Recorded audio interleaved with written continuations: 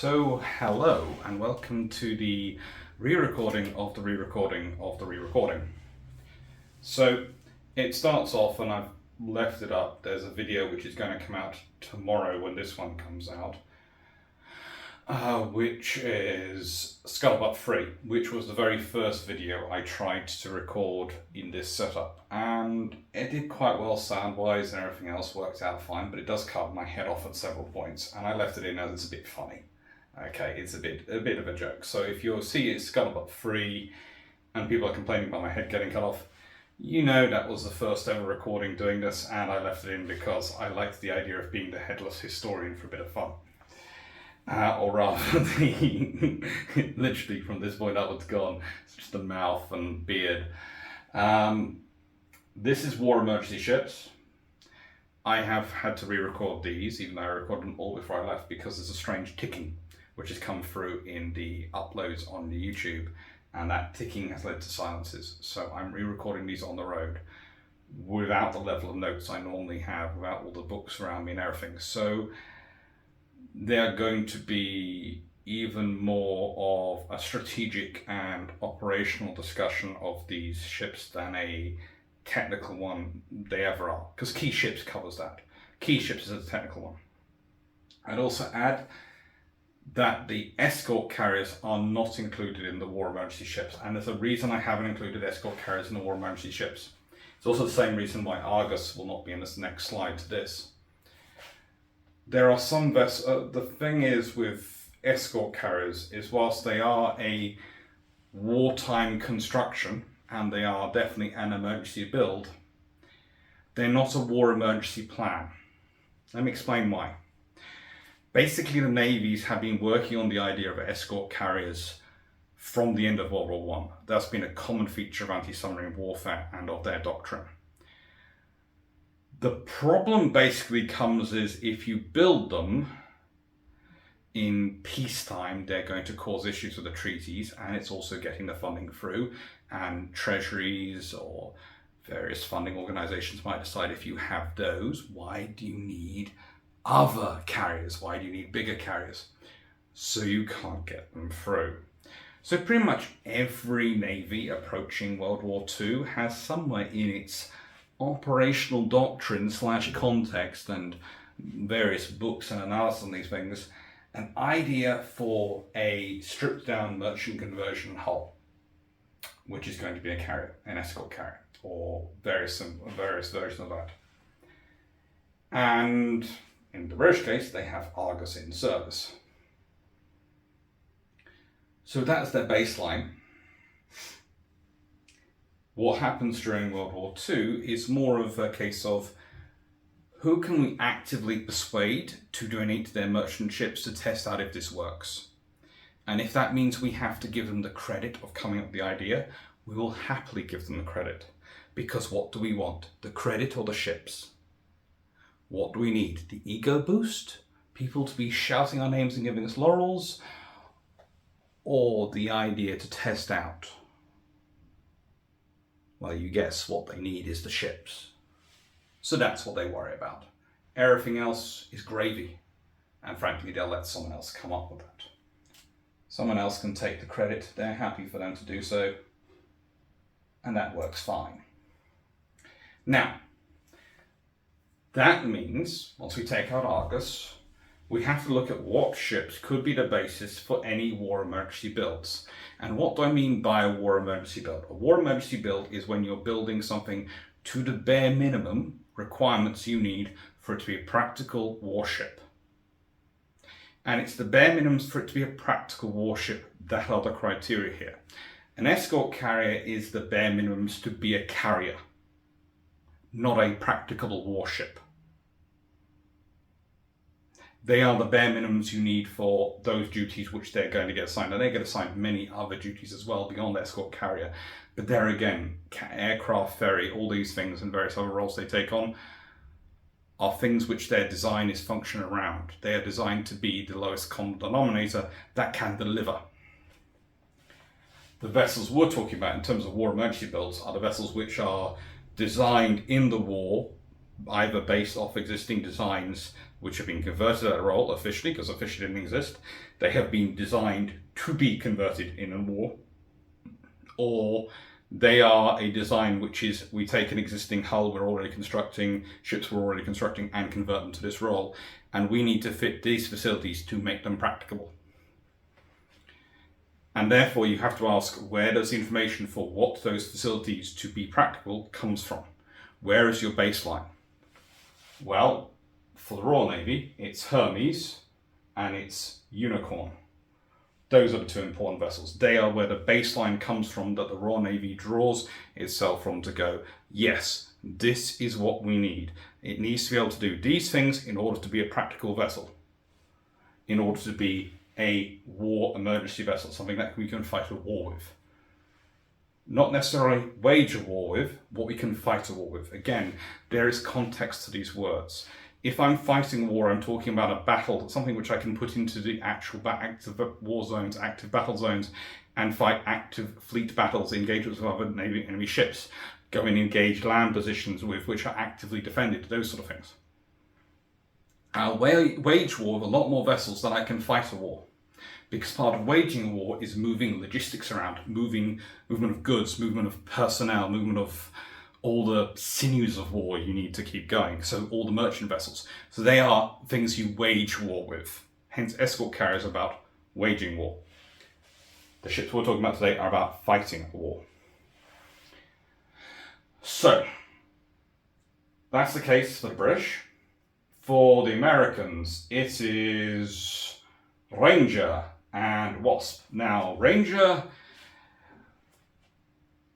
look, the only thing you need to sum up Ranger is this. Admiral King, the man who, thanks to an experience with Admiral Beatty, was justifiably Anglophobic, as anyone who's dealt with that man is justifiably Anglophobic, I will forgive the many sins, and was incredibly angry and hated, didn't listen to the British on anything, on convoys, on anti-submarine warfare doctrine, anything he tried to avoid listening to the British on, actually asked for and accepted a British carrier going to the Pacific, the HMS Victorious, which went and operated in the Pacific as the USS Robin, rather than you send the Ranger to the Pacific. You can make any claims, any qualifications, anything you want about Ranger, but if Admiral King doesn't want her anywhere near the Pacific, that tells you the US Navy was not happy with her, and really not happy with her. Wasp is to cut down Yorktown with some interesting innovations, including her lift design. So she's a really interesting vessel. And she's probably the best basis the USN has for what they want from a bare minimum carrier for their needs. So Wasp is probably a really good vessel to look at. But the thing is, she's a purpose-built carrier. And when the USN are looking for that option, they are already building a lot of carriers, but they want to get something quicker than building something from scratch. And we'll talk about that as this goes on. And the Japanese, well, they have Ryujo. And let's be honest, that was a tiny bit of a failure. The idea was they could sneak a carrier in under the Washington Treaty, under the terms, less than 10,000 tons, and it would work.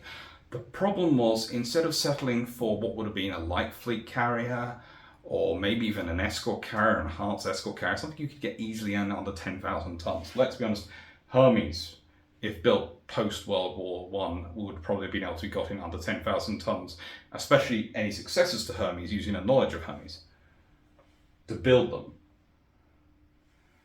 But they wanted a full fleet carrier for less than 10,000 tons, which made her grossly top-heavy.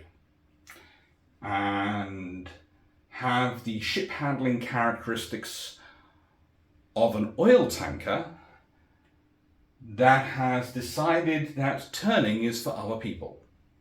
Not even other ships, other people. It's got that much of its own personality when it comes to handling. Now they do fix these things, but as they fix them, it adds on weight. And so that means it's definitely no longer under the Washington Naval Treaty. And of course, in the first London Naval Treaty, they do fill that particular criteria and make it impossible to get in under it anymore. But again, Hermes and Unicorn. I haven't discussed these much, but this is what the Royal Navy is building as a sort of cruiser carrier concept at the end of World War I. That is Hermes. Hermes is the first carrier, and they're basically scaling it, designing its air group, everything around their cruiser carrier role, which they start to have the idea of at that point.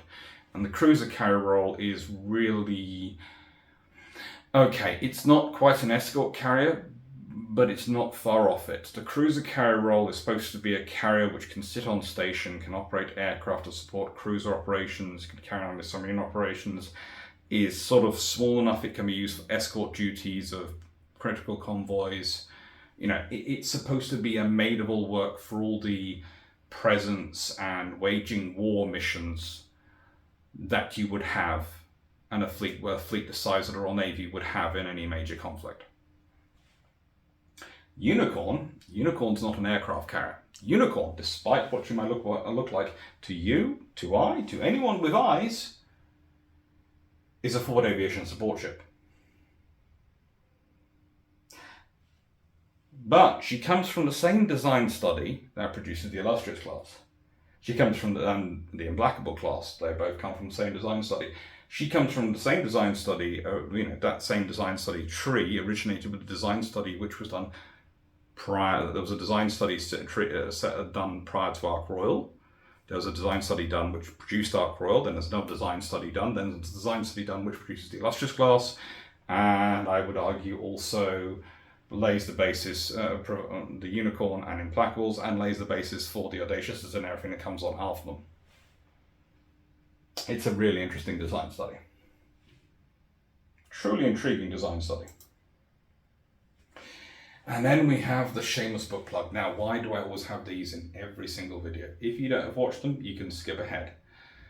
But I love naval history. And whilst it's not a communicable disease, I do my very best to make loving of it so.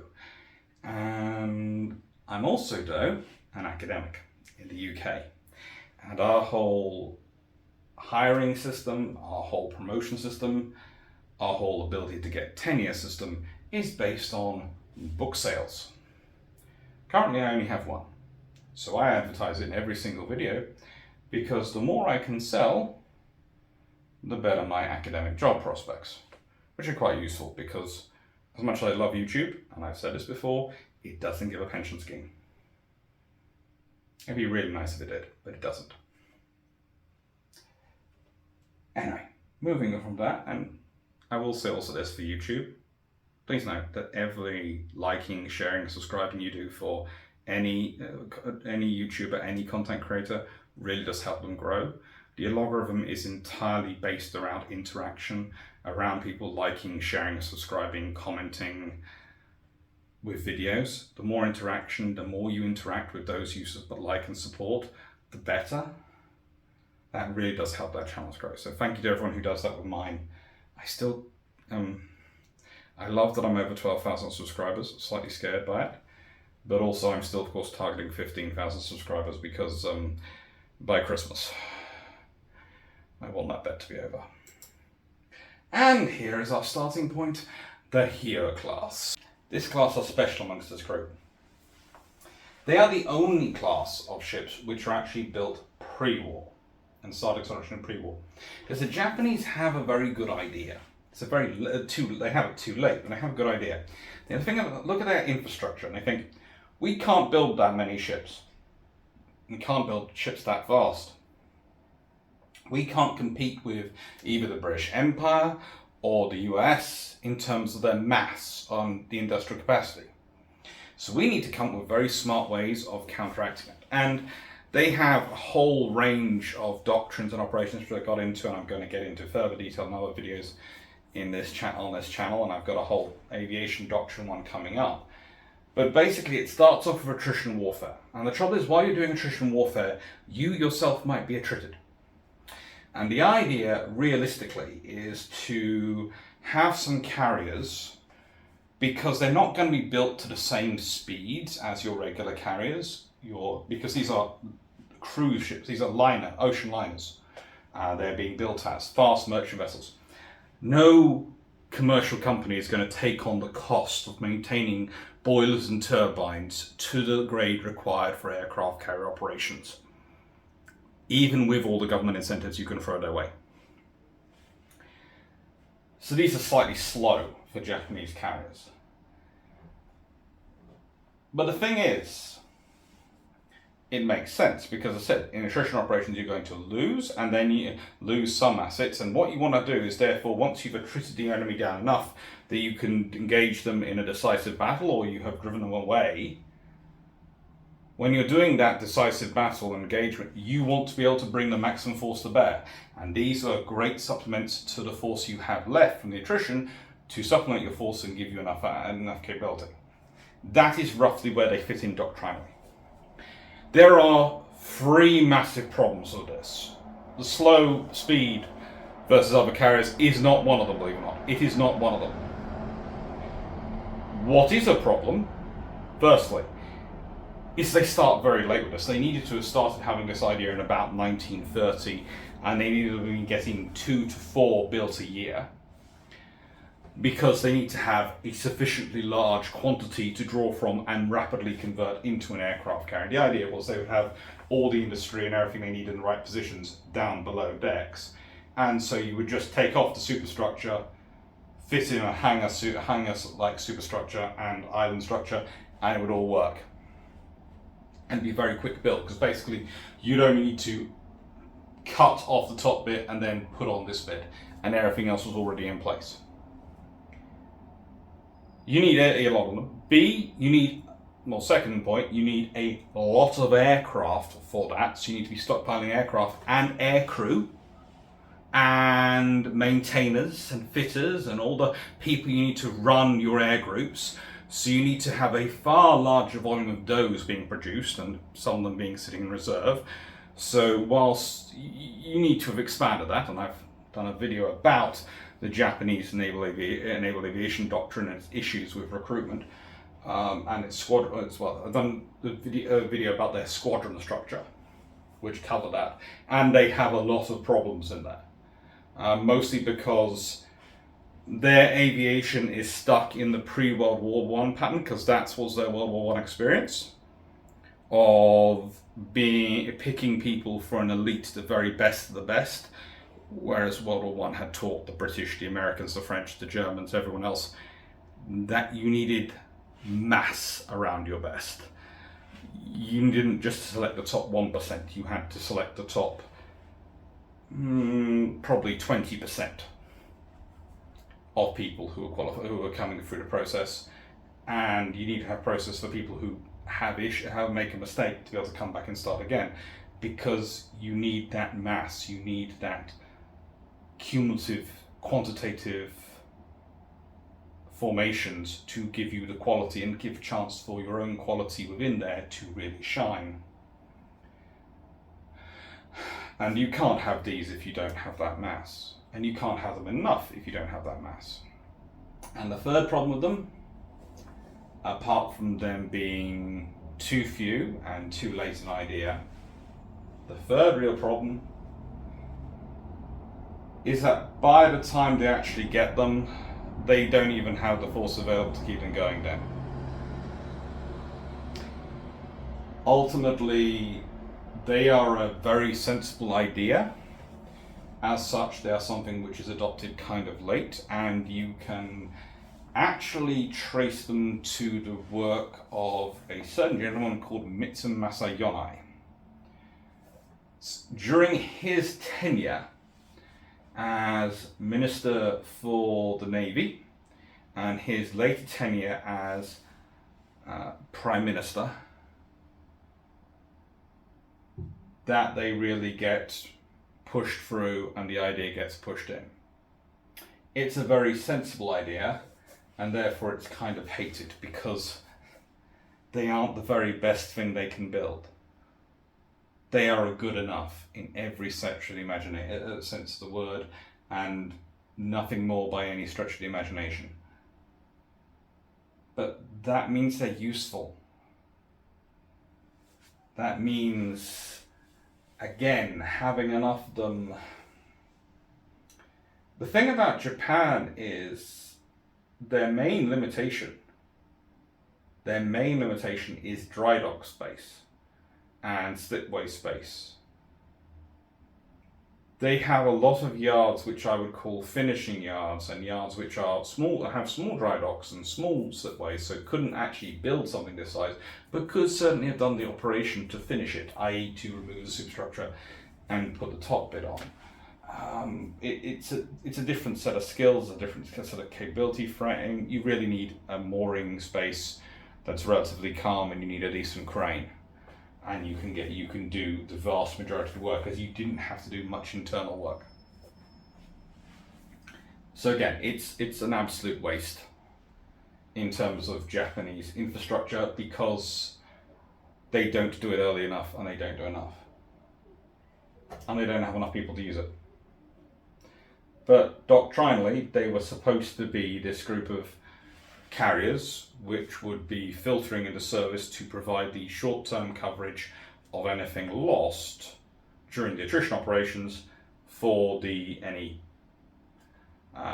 decisive battle. Realistically, they seem to have also had a second line reality of, well, what happens if operations don't go right and we find ourselves short of carriers? But again, it's not just having hulls. You need to have air groups. You need to have leadership within those air groups. You need to have things structured in a way that's going to give you the strike capability that comes from aviation. And that stuff was not implemented in a necessarily the most sensible way. Contrast, the Americans do not have such a program. What they do have a program when war begins is they have a construction program of light cruisers, quite large light cruisers. So they already have the boilers and the engines, turbines and shafts, and they have all the things they need. They have all the engineering, all the stuff in there they need. And they know what they need from a flight deck and hangar space because of the WASP. So they are trying to aim for as close to the WASP in terms of capability as they can get. They're not going for deck gauge lifts because they are complicated to add, especially when you're dealing with a hull the size and shape of the light cruiser they're using. So basically they start building the Independence class. They are converting hulls from basically going, you're right, you have all the engineering stuff, you have all the stuff which is long lead items which are going to take time to get in. We are ordering all these Essexes already. We already have the Essex swarm coming in through. We have all that infrastructure to build that. What we need is something to provide coverage between the Essexes being, the Essexes coming in, and when we sort of to cover that gap. Because we don't know if we're going to get the Essex swarm in time. We don't know if we're going to get some Essexes in time, but are we going to get enough Essexes in time? We need to cover this gap. We need to have more carriers. We might lose a lot of carriers. We need more carriers. And that's the Independence class. They are literally covering the gap. They're about filling a hole in American procurement to make sure they have enough flight decks. And they're good for that role. They truly are. Yes, there are compromises. Yes, they're not as good as an Essex, but they don't have to be. They're about filling a gap. And they are the closest really the Americans get to the concept of a light fleet carrier.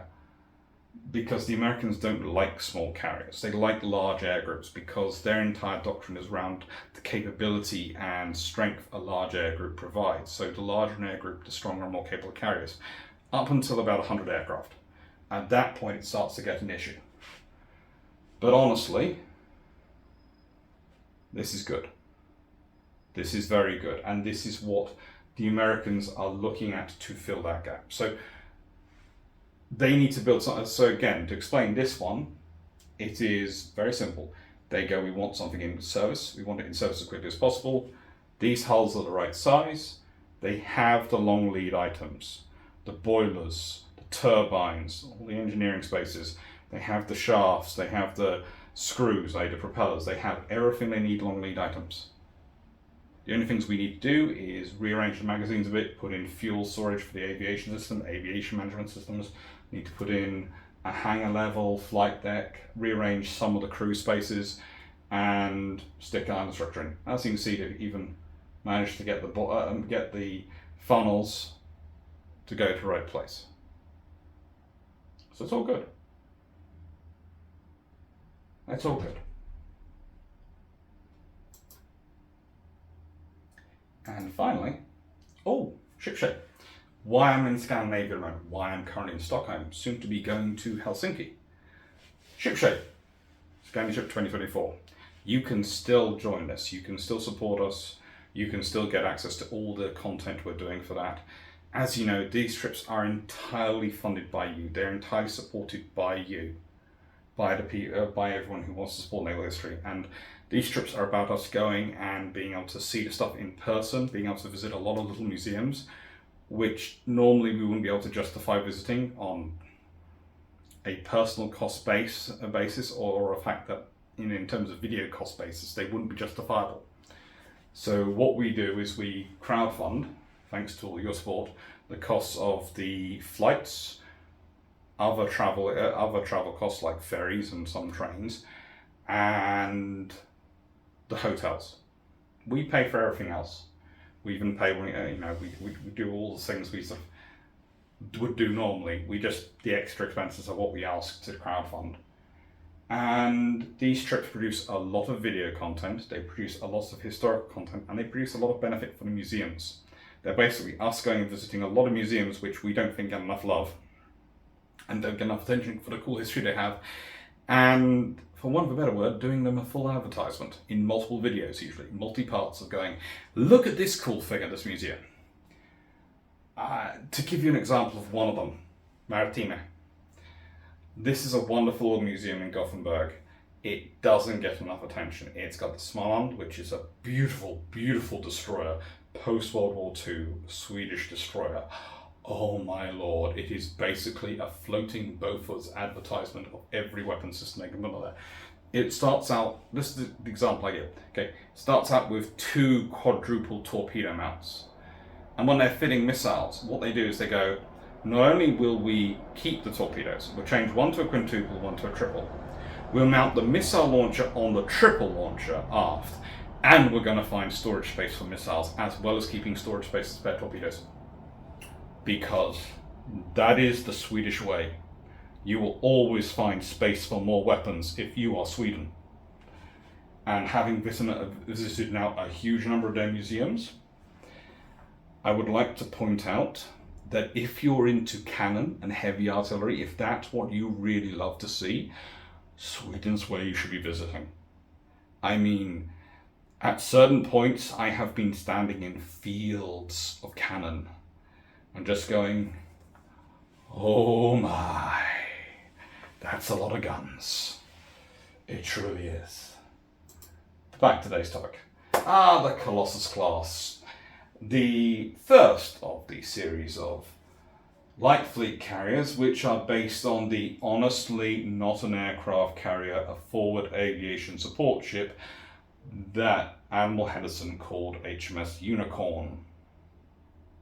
Now, these ships are interesting because they come in 3 flavors. They're the light fleet carriers of the Royal Navy.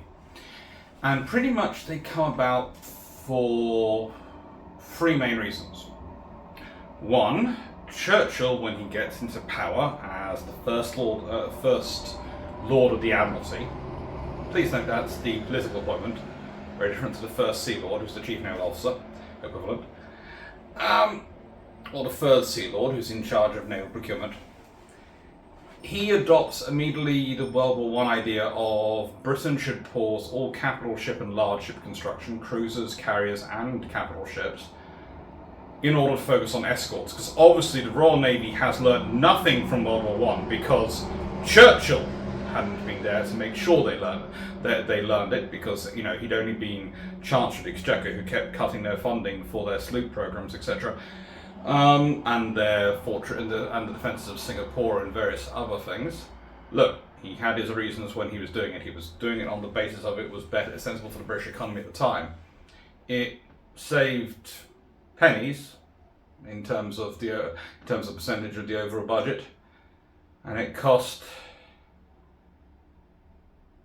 pounds in treasure and gallons in blood. We'll leave that to one side. It's part of the general malaise amongst governments at the time. But no, when he comes to power as First Lord of the Admiralty, he immediately presumes the Royal Navy haven't ordered escorts or things. And it's only about 6 months later that he admits that actually the Royal Navy had ordered, prior to the war beginning, the Hunt-class escort destroyers and the Flower-class program. And one of the great myths of World War II is that's often percolating comes through his histories, mostly him justifying his pause decision and doing it as drastically as he did, because even in World War I, they didn't do it as drastically as he did. Okay, they paused things like some of the R-class. They paused HMS Agincourt. They didn't build hers, and the R-class were converted to Renown class battle cruisers. Basically, 3 Rs stopped, and two of them become the Renown class battle cruisers, and Agincourt stopped. But broadly speaking, they complete a lot of ships. He would have been sensible.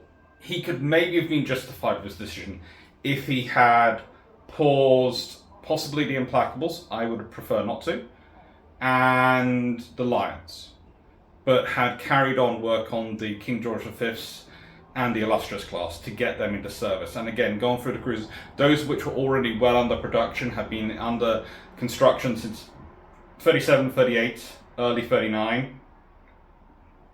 Keep going. Those which have just been started, pause, to focus on those assets and also move some personnel across to the escort construction programs, the Flower class and the Hunt class escort destroyers. That would have been sensible. But he pauses it, he decides he's going to stop it. 6 months later, he starts to think it might have been a bad idea. He's realizing it's taking a lot of time for those people he's taken off large ship construction to filter into the areas where they need to go, because they have to be retrained to new designs, moved to different yards where they're building the ships.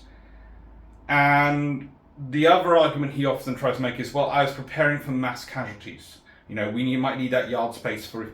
Well, yeah, that would be dry docks, not fitting out docks and not slipways. And you could say, yes, I need those personnel for repairing ships if they're damaged. But again, you don't need to pause the entire construction of all capital ships and all carriers and all cruisers. We talk today about modern governments as never reacting, they're always overacting, and it seems to be a common thing, especially when they are trying to show they're doing stuff in the papers. This is really a good early example of it from 1939, 1940. And well, once he's restarted them and then over the next 12 months, 6 months, he starts to think he might have made a bad decision. Over the next 12 months after that, slowly the decision's reversed and restarted. And so he's added a 6 to 18 month delay onto all those carriers entering service. And whilst you can sort of play it as okay while you're fighting Germany and Italy, once Japan enters the war, you have shown you have royally helically on a central plane the pooch. You really have. You have shot yourself in the foot. And basically various ideas come out of what can be rapidly built into a fleet carrier. And the Royal Navy talks to Stanley Goodall, who's the Director of Naval Construction at the time, and he basically turns in the Colossus class, which is, I swear to all things holy, every time I look at the design. Basically, if you look at the HMS Unicorn, that forward aviation support ship, not an aircraft carrier, and you put her design overlay on the Colossus class, this looks like it's a Unicorn design which has had all the major maintenance equipment and facilities taken out, and literally everything orientated around aviation operations and actually being a carrier rather than being a carrier which could also support a carrier fleet. And that's the difference to them. These are what they can build, which are going to be militarily, navally viable, combat viable, but they're going to be the quickest thing they can build in that verse. And these are the first design we've got here, which have been an all-up purpose-built design as a purpose-built warship. The Independence class are, of course, conversions of a light cruiser hull. The Hugh are a conversion of a merchant ship hull. The Colossus class are built from scratch as this. These are war emergency ships, which are literally war emergency, and most of that emergency, you could argue, is of Winston Churchill's creation. And this is coming from someone who thinks he was actually a very good leader in World War II. He got more right than he got wrong. He did make mistakes, but he's human. And sometimes when people start to try and judge from 2020 vision, they get really, we've got hindsight. He didn't. I would also argue that some of the time, some things he's blamed for in World War II, he's really not responsible in the context of World War II, but oh boy, if you look at some decisions he makes as charts from the 1920s and 30s, you can so trace it back to him, because the amount of infrastructure investment and spending he doesn't approve across the empire. Yeah, if half of that infrastructure spending had been done, yes, it would have cost money, which would have had an effect on how fast we could repay the national debt that accrued after World War I, and that was a priority for the government. But it wouldn't have affected repaying of it. You could have still been repaying it, but you would have been a far better place for World War II. And you would have, some of those issues which turn up and some of the problems which turn up in World War II would either not have happened or have been mitigated to a very large extent. Some of those include infrastructure investment in railways in India, etc. So yes, it's a fun time.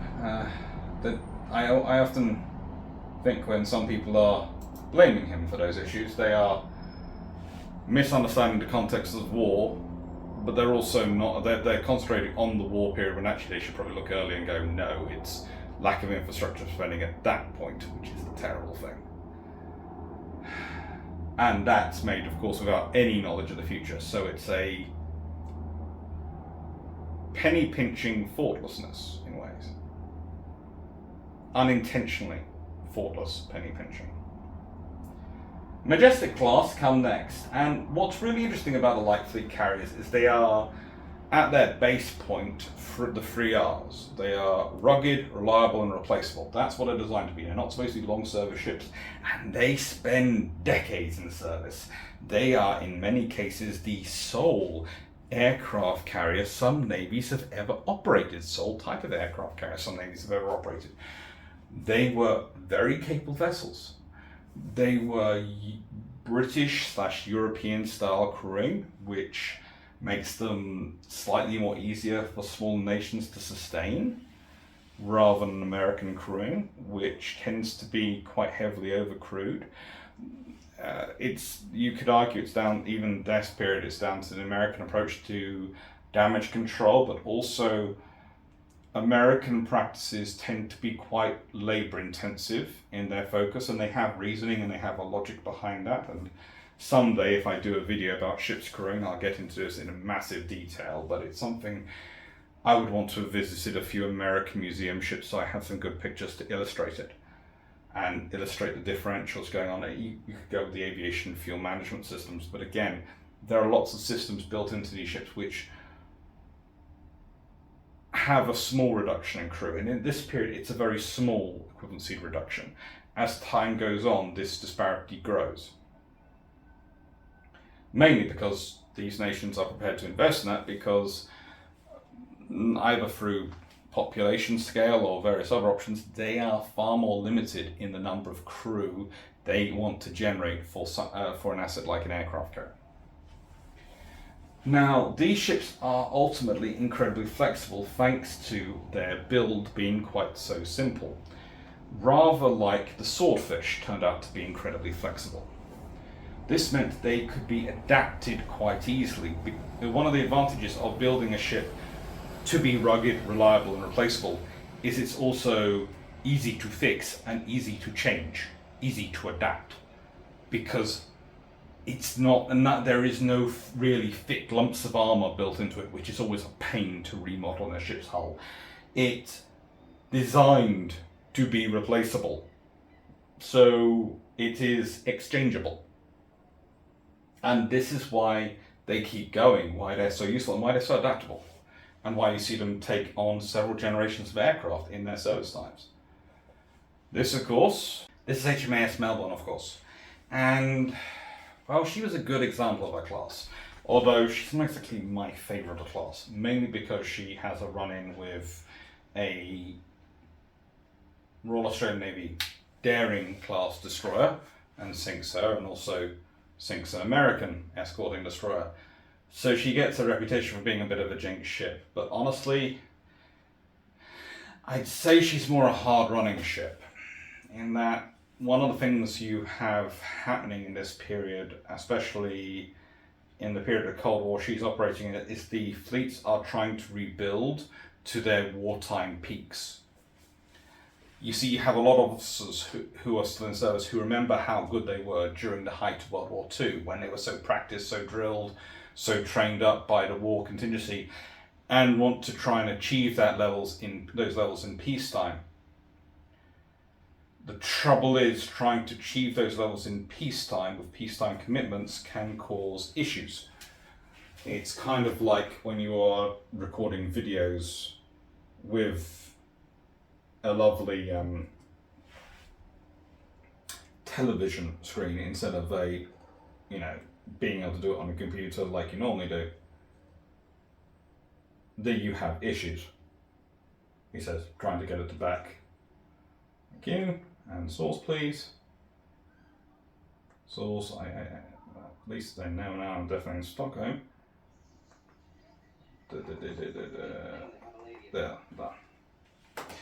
There we go, that shouldn't be a copyright infringement.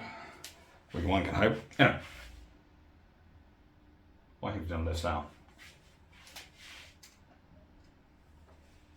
Everything happy?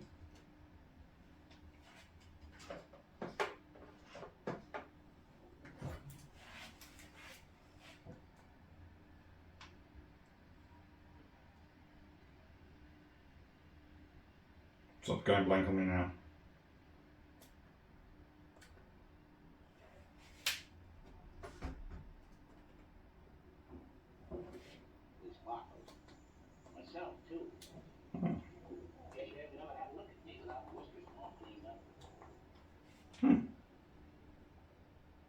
Devices, yes, thank you. Stay now. Do not go. Good. Technical difficulties dealt with. So, this was HMAS Melbourne. And she's a good looking ship, but as said, she had her issues. And those issues, like for a lot of the ships in this period, come from the fact they're trying to achieve World War II standards. And they don't have the crewing they had in wartime. They don't have the same crew levels in peacetime as they did in wartime. They certainly don't have, any ship doesn't have the crewing it had in World War II.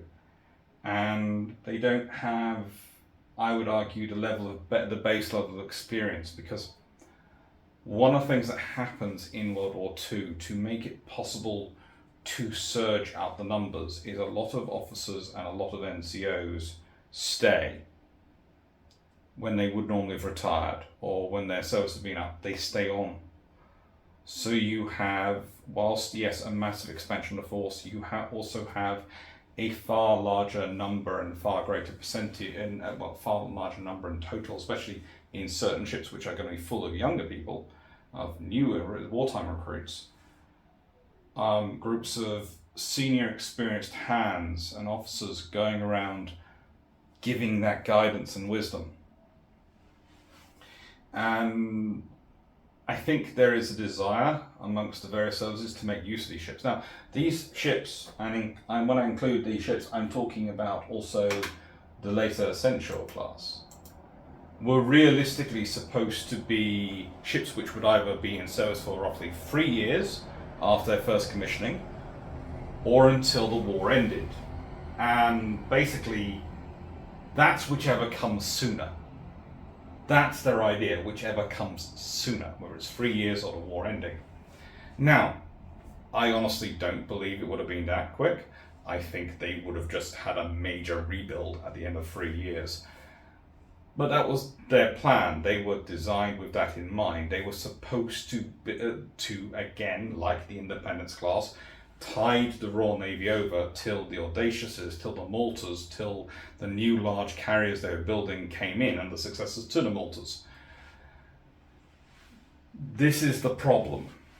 This is partially, these therefore are a product of Winston Churchill's decision and his advised decision, and what he advised Cabinet to go through his decision, but also these are a product of far more in terms of their design than Wartime Emergency.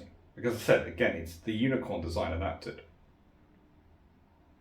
So that, lots of things like conditions are thrown in, and lots of people then go, well, they're built to a substandard, they're built to this, as each goes through, the habitability gets better in them, but it's never that great, and all these things are a problem, and some people go, well, this shows they were terrible designs.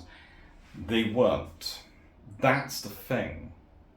Yes, they're rather cramped designs, because they are built to wartime contingencies, but they're wartime contingencies based on that unicorn design tree.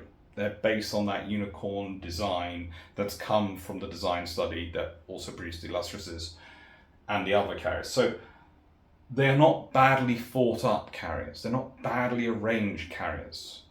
And as well as habitability improvements with each class, they also factored in improvements from their increasing understanding of naval aviation and of the requirements of war from experience of war.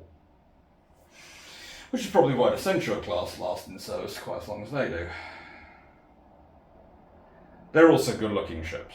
I will say this about them, they are good-looking ships. Again, the Royal Navy could have done with another dozen, and they could have done with them being built quicker, but the trouble is, once you've taken a load of people off capital ship construction and you've transferred them across, believe it or not, it takes a lot longer to try and regrow them, regrow that capability and that production capability than it does to make that decision. Who'd have thunk it? Who'd have thunk it?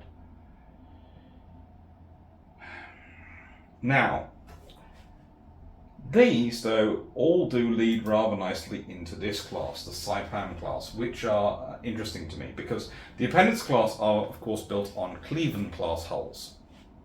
They're built on hulls which are under construction already. Saipan class are built on Baltimore class hulls, which they construct freshly for them, so they're purpose-built carriers, with the idea of replacing Independence class carriers they expect to lose in service. They're not actually completed until after the war. So they're basically built to be the war emergency replacements for the war emergency ships. And they build them on Baltimore class hulls because they think that's going to speed up their construction because it's a hull everyone's already building. And they do actually serve quite well again. One of the interesting things about these light fleet carriers, these war emergency ships, is they tend to serve well after they are supposed to be gone. And the reason they probably do so is, again, that whole rugged, reliable, replaceable. That also tends to work out as being shorthand for able to be fudgeable, i.e. we can muck around with them more. You build a better ship, you build a more purpose-built ship, you build a ship which is full of ideas for being the very best it can be. It's going to be more structured around that. It's going to be more difficult, therefore, to change around the structure.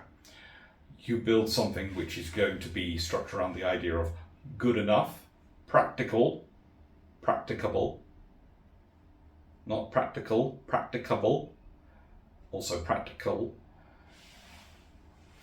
And suddenly you have something which is adaptable, modifiable. And this is where these ships really start to give us a lesson for today, I would say. Now, here is a point which is often forgotten. You need quality and you need quantity in war. And getting the balance and mix of those things right is a difficult art. Getting it right in peacetime is almost impossible, because in peacetime you also have to deal with the budget constraints of peacetime, that there are many things people prefer to spend the money on than weapons of war, and I understand that. As much as defence and foreign policy is a key voting issue for me, it's also my life. It's what I spend my life studying and seeing what happens when it goes wrong. Most people do not have the same level of daily exposure I do. So I understand that. But I would also add that that leaves navies with a conundrum. It means that they have often a very small number of first-line ships which they can build in peacetime that are going to have to hold the line until they can get sufficient second line, third line, and new first line vessels into service in any major conflict. I think this means we need to start thinking that ships like this are going to come around again. One of the interesting things I noticed with the designs and when we're considering things is everyone's always talking about building the very best ships they can build rather than the good enough ships. And there isn't enough focus on what ships can be rapidly built and what things do we need. For example, I would say carriers need to be fast and long ranged. I'd say that's a given today. Does that mean necessary nuclear power? Whilst I'd love it to mean nuclear power, practically, no. Because you're not going to be able to spool up your production of nuclear reactors and the components for those engines as quickly as you can spool up production of large gas turbines. Those can be generated a lot more quickly. So they're going to be gas powered. And then you have to discuss, well, are they going to be catabar carriers or are they going to be pistol carriers? Are they going to have a catapult and barrier assisted recovery aircraft launch and takeoff system, or are they going to be vertical and short takeoff system with a ramp? Again, one of the interesting things is it's going to depend on which you judge is more difficult to do. Spool up the production of Vistal aircraft and short takeoff and landing aircraft, with which there are some types available, or catapult production. Again, if they're going to be gas turbine ships, they're going to need electromagnetic assisted launch systems, which are lovely and we do have in service, but how many are we actually building at a time? And how much of necessary components and materials are we going to have access to and want to spend on that rather than other things in wartime? Then you've got command and control gear. Well, that's going to depend on largely on what air group you're going to be operating. And then they're going to need escorts. And all these are things you need to think about. Even before you have budget for them, even before you have a criteria for them. You need to have an idea of what you need to do, because you can't generate any of that without an industrial plan. You can't generate any of that without an industrial plan. And if you want a good example of this in real life, and please note, I wish this was a paid for advertisement because I'm in the middle of moving house at the moment, I could really do with the money. But a good example of that is Paradox Games, and the games they produce, especially Victoria Free, but also Hearts of Iron. I know this because I actually had a meeting with some of those people today as part of the Shipshape group, and they were really lovely people, and we were talking things through, and pretty much for about the last 2 weeks, Gareth, aka Gareth the Brit, has been briefing me about their games, because basically we were meeting his friends. And so he didn't want us to really embarrass him by not knowing that much about their games, and I hadn't played either of their games because moving house, haven't bought new games. And the really interesting thing about Victoria Free, as he's explained to me, is that you have to put all the things in process. It teaches you to have to put all the things in place before you can build a battleship. You have to be able to build the engines, you have to be able to build the hull, you have to be able to source all the materials, things to the weapons and the ammunition, all those things, the trend crew. You cannot just go, I want to build a battleship. You can't just go, I have the money, I want to build a battleship. You have to put the things and process in place. And it's similar with Hearts of Iron 4, slightly less economic, more war-y, but similar.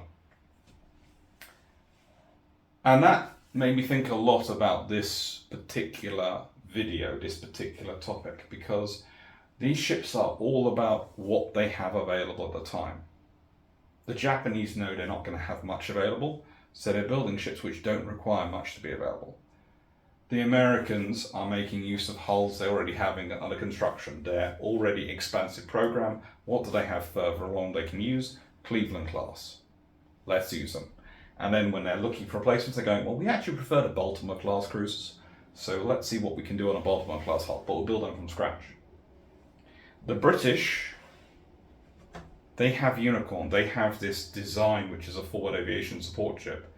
And they know that design works. They know that design is a good design because they've got modifications of it. They've got variants from that design study already in service. They've got lots of things working.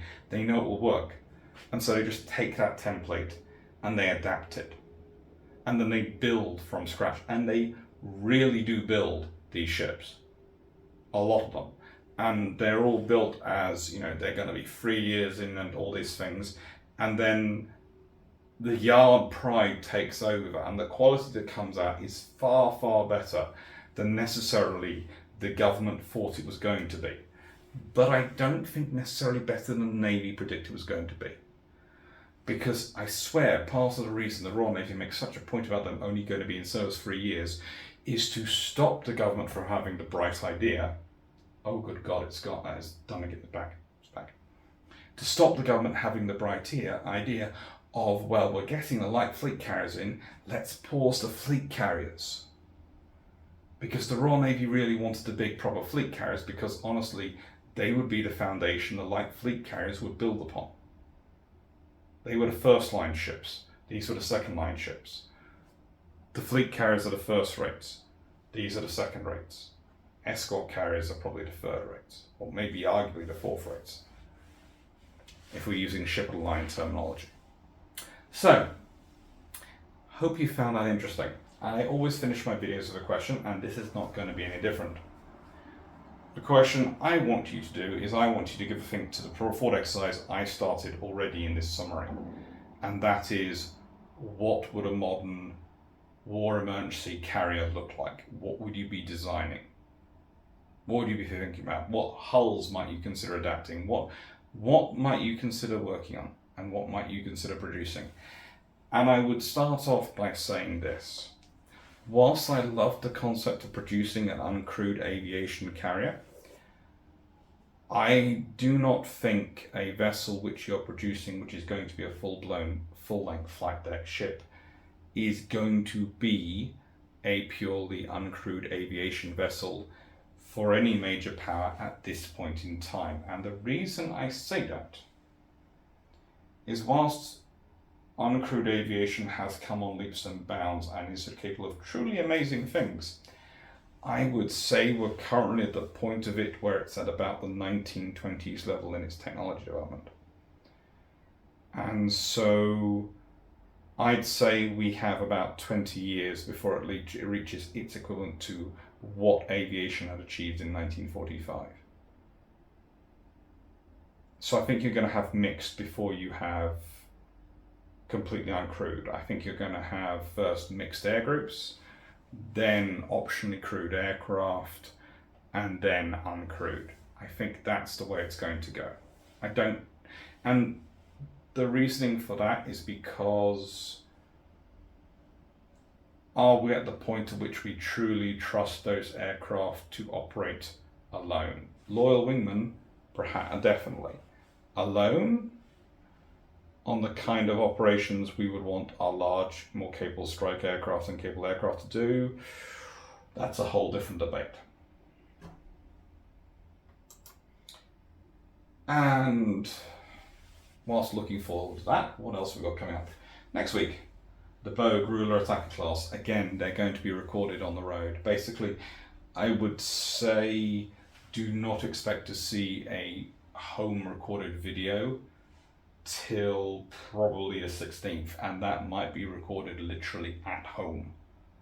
When I get back to the UK, I might have to resort to fixing them all by re-recording them before we actually move, and that date keeps moving as well. It's a fun time. I'm really enjoying life at the moment with moving house. I thoroughly do not recommend it as an activity. Thank you very much, everyone. None of this would be possible without your support. None of this would be possible without your kindness and your generosity. I hope you've enjoyed the video, and I'm sorry it's not what I'd hoped it to be, because I hope to also discuss far more of the stats and capabilities of the ships. But honestly, I prefer to do that where I can have my notes up and I can talk it through and I can be sure, because even though I probably get them right from memory, I don't trust myself, and I think I got all this other stuff included, and I can leave the facts and figures for the key ships videos, which will be coming. There will be many key ships videos coming. Anyway, thank you.